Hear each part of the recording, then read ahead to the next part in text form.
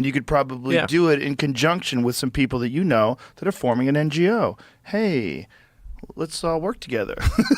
Yeah. Yeah. And this is the resistance that you're facing. Yeah. I think it's the biggest scam of all time. This is not something you ever Like sought out literally to do. the biggest scam of all Ever. time, ever. Of human history. Of human history, yes. That's a monumental claim from one of the world's most influential figures, Elon Musk.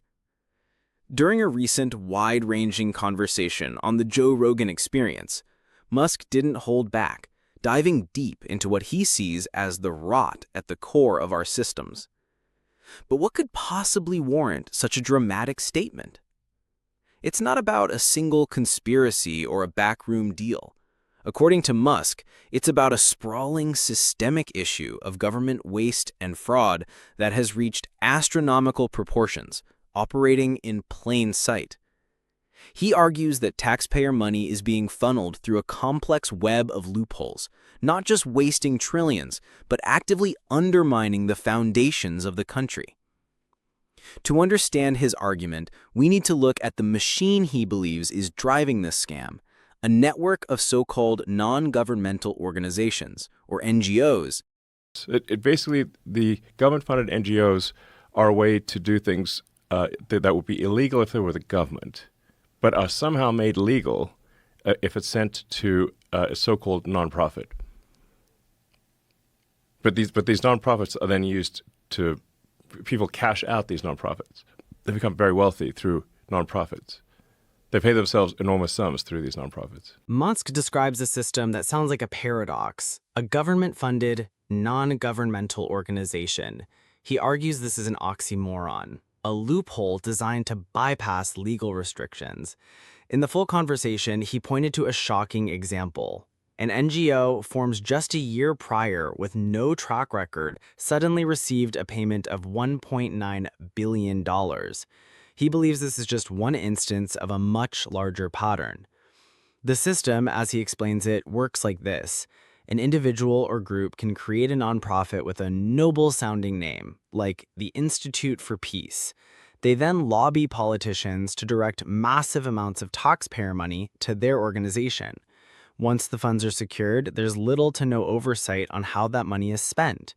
The people running the nonprofit can pay themselves huge salaries and bonuses, effectively cashing out on public funds under the guise of charity.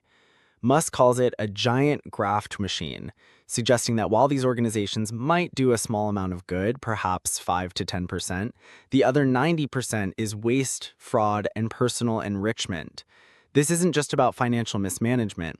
Musk argues this very system is being used as a tool for a much larger political strategy.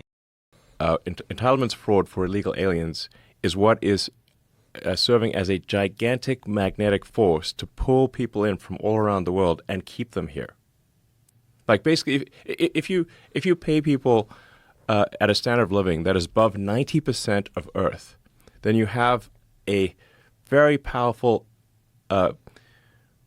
incentive for 90% of Earth to come here.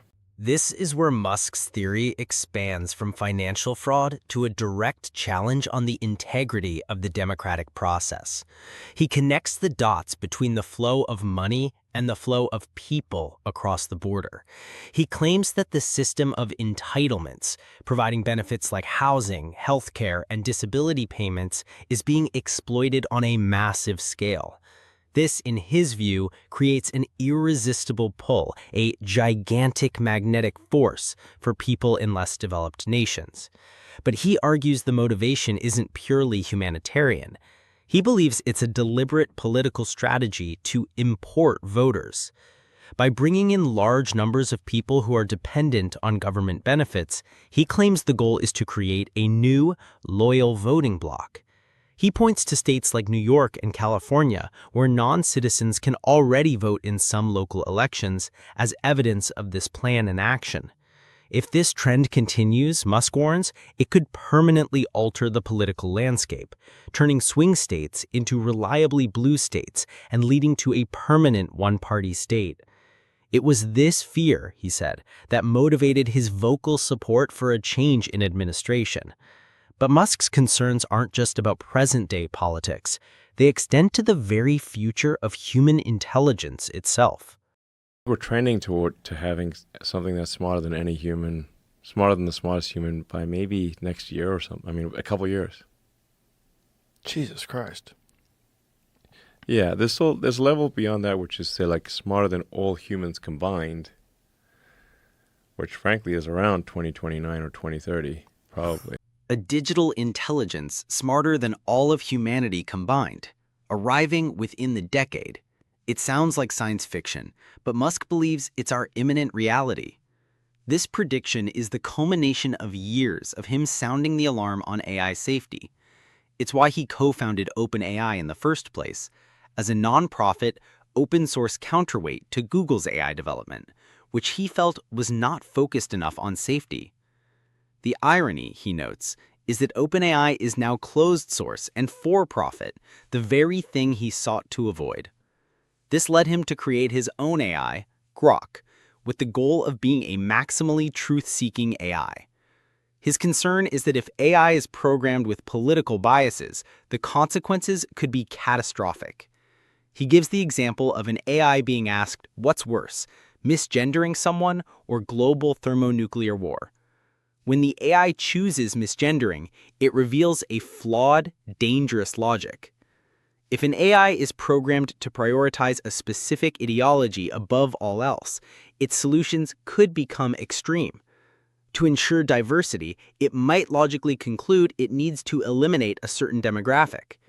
It's this existential risk that keeps him up at night. Yet, he still sees immense potential.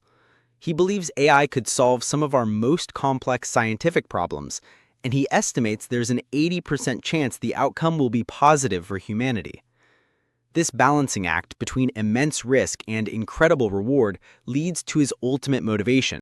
For the first time in the 4.5 billion year history of Earth, it is possible to extend consciousness beyond our home planet. And that window may be open for a long time, or it may be open for a short time. I hope it's open for a long time. But it might only be open for a short time. This is the core of Elon Musk's worldview. All the earthly problems, the political battles, the financial scams, the existential risk of AI, are secondary to this one grand imperative: ensuring the long-term survival of consciousness. He sees humanity's current technological capability as a fragile, fleeting window of opportunity. Whether the threat is a world war, a killer asteroid, or a civilization that simply withers away due to population collapse, the solution is the same: an insurance policy. That insurance policy is becoming a multi-planetary species. By establishing a self-sufficient city on Mars, we create a backup drive for humanity. If disaster strikes Earth, the light of consciousness won't be extinguished. This is the mission that drives SpaceX and the development of Starship. It's not just about exploration, it's about preservation. The goal is to make life multi-planetary while we still can, before that precious window of opportunity closes for good. From exposing what he calls the biggest scam in history to racing against time to save humanity from itself, Elon Musk's vision is nothing short of audacious.